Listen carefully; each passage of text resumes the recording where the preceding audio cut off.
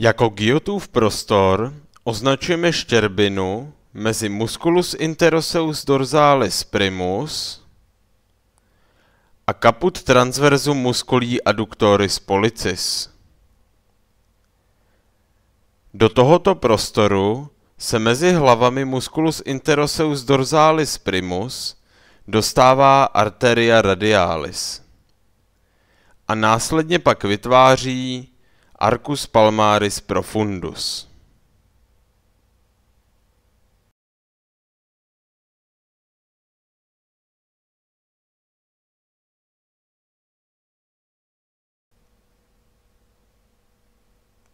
Nyní si odemonstrujeme Guyottův prostor na preparátu.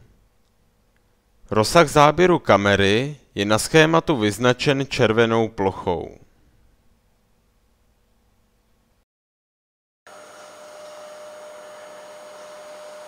Jako Guyottův prostor označujeme štěrbinu mezi musculus interoseus dorsalis primus a caput transversum musculi adductoris pollicis. Do tohoto prostoru mezi hlavami musculus interoseus dorsalis primus vstupuje arteria radialis,